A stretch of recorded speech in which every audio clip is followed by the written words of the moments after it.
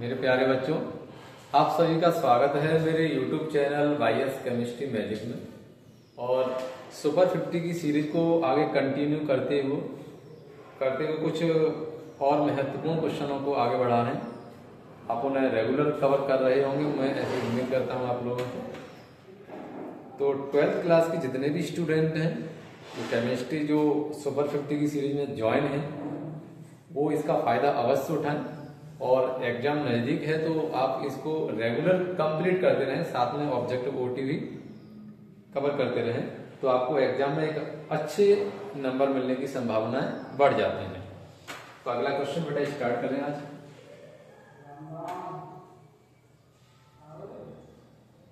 मैं ये सोच के पढ़ा रहा हूं कि जितना मैंने पिछला करा दिया है वो आप लोगों ने कवर कर लिया होगा, क्योंकि ये जो मैं क्वेश्चन जो करा रहा हूं वो पिछले क्वेश्चनों से रिलेटेड है। कोई भी क्वेश्चन अगर आगे करा दिया गया है तो जो हमें क्वेश्चन करना है वो उसने पिछला जो कराया है उसका कुछ ना कुछ हिस्सा जरूर आएगा, इसलिए आप पिछला कवर करके रखें तो बहुत बढ़िया रहेंगे। तो अगला क्वेश्चन है हमारा, विसरण किसे कहते हैं? उदाहरण बताइए। बेटा ये जो विसरण वाली प्रोसेस है, ये विसरण की जो क्रिया है, ये विसरण की क्रिया परासरण की क्रिया की जस्ट अपोजिट है। मैं ये सोच के अभी बढ़ा रहा हूं कि आप लोगों ने परासरण की क्रिया है वो कंप्लीट कर ली होगी। परासरण की क्रिया अगर आप लोगों ने पढ़ ली है तो विसरण की क्रिया को पढ़ने में कोई भी दिक्कत की बात नहीं है। फिर भी मैं एक छोटा सा एग्जाम्पल ले लेता हूं और उसको समझते हैं। हमारे पास में बेटा ये एक परफ्यूम की बोतल है और इसमें यानी कि परफ्यूम भरा हुआ है, यानी कि इसमें इत्र भरा हुआ है। इस इत्र की बोतल का अभी ढक्कन लगा हुआ है। जैसे ही आप इस इत्र की बोतल को खोलेंगे तो आप भले ही इसको छिड़के नहीं, लेकिन फिर भी इस इत्र की बोतल का ढक्कन खोलते ही इसमें से खुशबू फैलने लगती है। तो आप ये देखें कि ये जो इस वाले हिस्से में सांद्रता है वो कैसी है, इधर सांद्रता अधिक है और इधर सांद्रता कैसी है बेटा, कम है, तो इधर सांद्रता कम है। तो जो विसरण की क्रिया होती है, विसरण की क्रिया यानी कि आप लोग देखें, यहां से पता चल रहा है कि विसरण की क्रिया अधिक सांद्रता से कम सांद्रता की ओर होती है। कहां से बेटा? अधिक सांद्रता से कम सांद्रता की ओर होती है। और ये जो गुण होता है विसरण का गुण, मुख्य रूप से गैसों का गुण होता है, लेकिन गैसों के साथ साथ ये क्रिया द्रवों में भी हो जाती है। तो यहां से ऑब्जेक्ट भी बन जाती है। तो अब इसमें डेफिनेशन में कुछ नहीं है, छोटी सी डेफिनेशन है, तो आप लोग इसकी हेडिंग बना लेंगे, विसरण। हेडिंग में क्या लिखेंगे कि गैसों का, देखो, अधिक सांद्रता से कम सांद्रता की ओर, गैसों का अधिक सांद्रता से कम सांद्रता की ओर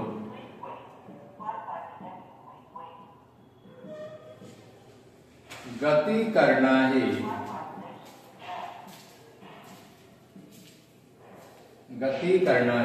क्या कहलाएगा बेटा? विसरण कहलाता है।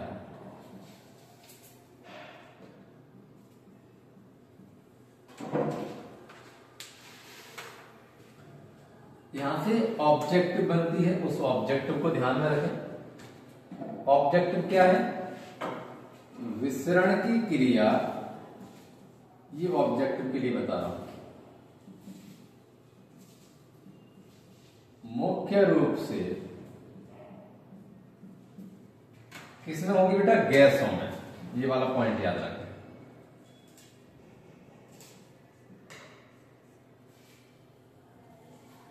मुख्य रूप से गैसों में होती है।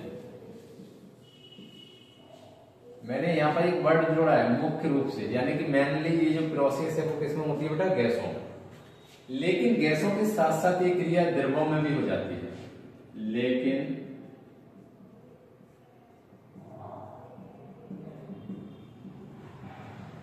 गैसों के साथ साथ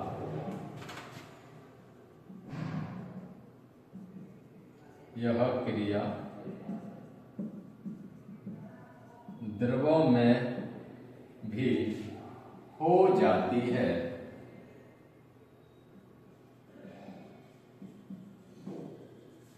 आप लोगों ने अभी एक एग्जाम्पल देखा था जो मैंने अभी जस्ट कराया है।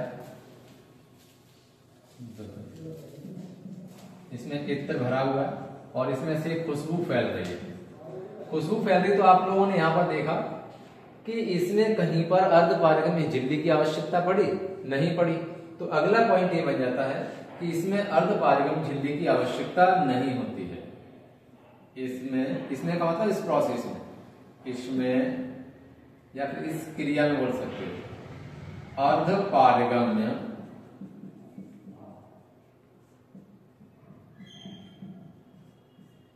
झिल्ली की अर्धपारगम्य झिल्ली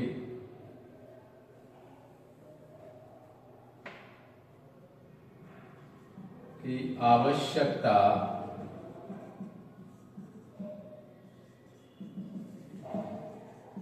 नहीं होती है। इसका उदाहरण याद रख सकते हैं। इसका पहला उदाहरण जो मैंने अभी बताया था, इत्र की बोतल को खोलने पर, यानी परफ्यूम की बोतल,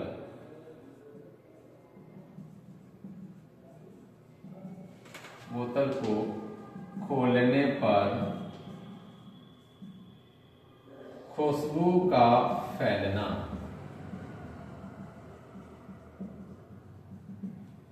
दूसरा इसका एग्जाम्पल बन जाएगा, अगरबत्ती को जलाने पर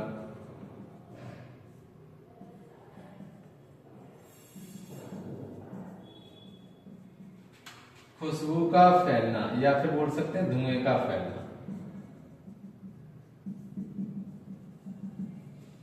इसी का बेटा दूसरा क्वेश्चन अभी अपन करने वाले हैं। ये छोटा सा क्वेश्चन है, आप इसको नोट कर लें। अगला क्वेश्चन है इसके बाद में, देखो ये तो मिश्रण मैंने अभी कराया, इससे पहले परासरण कराया है। तो छोटा सा क्वेश्चन है कि परासरण और मिश्रण में अंतर स्पष्ट कीजिए। तो इसको मैं रफ कर रहा हूं।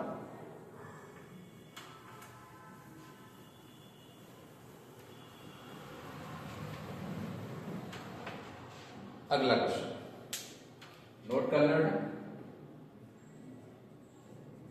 अगला प्रश्न है, परासरण एवं विसरण में अंतर स्पष्ट कीजिए। तो परासरण और विसरण में आप अंतर आराम से बना सकते हैं, क्योंकि परासरण भी आप लोगों को करा दिया है और विसरण भी। इसमें से कम 4 पॉइंट आप लिख लें, 4 पॉइंट। यानी एक तरफ लिखना है आपको परासरण और दूसरी तरफ लिखना है आपको बेटा विसरण। मैं ये सोच के पढ़ा रहा हूं कि आपने परासरण वाली प्रोसेस है वो कंप्लीट याद कर ली होगी और विसरण वाली मैंने जस्ट करके समझाई। तो इसमें से पहला पॉइंट हमारा क्या बन जाएगा? देखिए, परासरण की क्रिया यानी कि ये कम सांद्रता से अधिक सांद्रता की होती है। तो इसमें लिखेंगे परासरण की क्रिया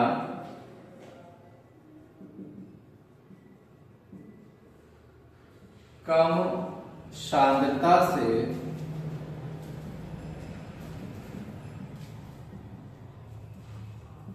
अधिक सांद्रता की ओर होती है। इसका अपोजिट इधर लिखना है। देखो, विसरण की क्रिया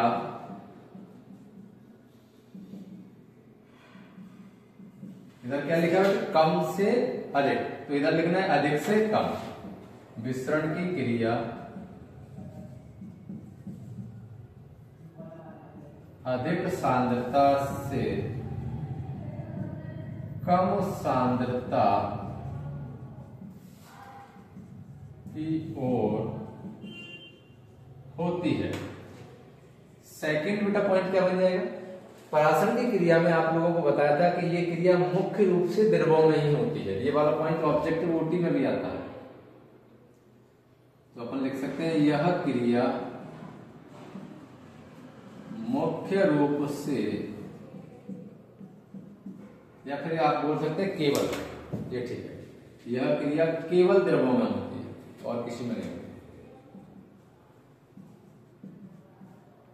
केवल द्रवों में होती है।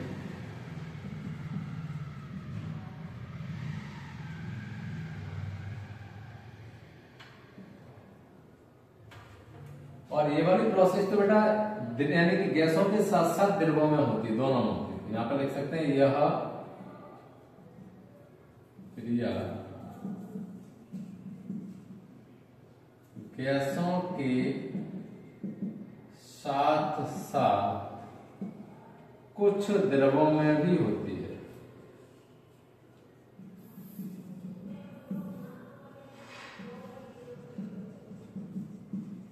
ये सभी पॉइंट इनकी डेफिनेशन में से नोट कर रहे हैं। अगला पॉइंट आप इसमें बता सकते हैं कि इसमें बेटा हमको अर्धपारगम्य झिल्ली की आवश्यकता पड़ी थी, इसमें तो नहीं पड़ी थी। तो अगला पॉइंट बन जाएगा इसमें या इस क्रिया में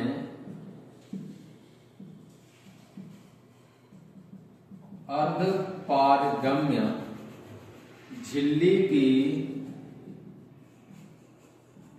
आवश्यकता होती है, लेकिन इसमें नहीं होगी बेटा। इसमें या तो बोल सकते इस क्रिया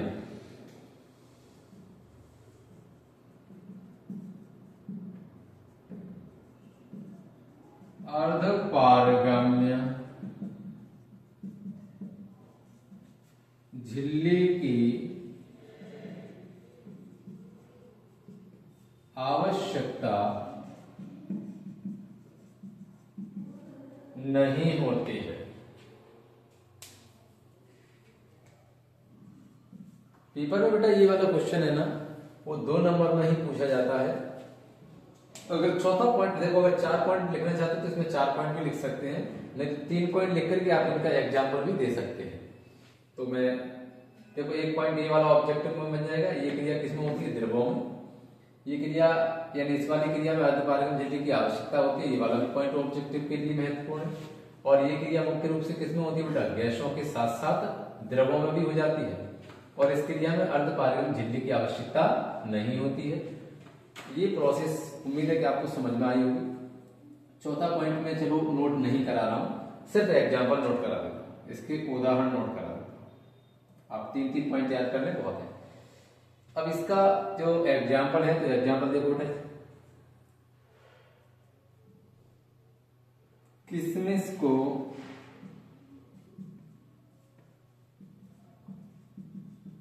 जल में डालने पर फूलना।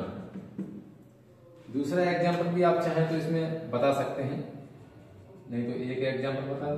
दूसरा देखो, दूसरा अगर देखना है तो यानी कि अंगूर को चाशनी में डालने पर सिकुड़ना, दूसरा एग्जाम्पल है इसका।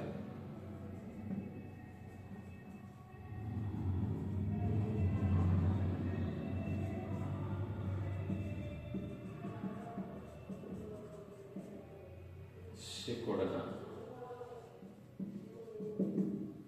ये एग्जाम्पल मैंने इसकी जो डेफिनेशन कराई थी उस समय पर कराए थे। इधर भी एग्जाम्पल वही है, इत्र की बोतल को खोलने पर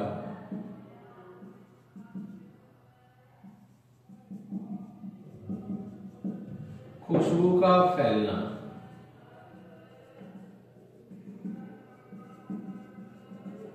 दूसरा एग्जाम्पल इसमें भी बता सकते हो आप, यानी कि अगरबत्ती को जलाने पर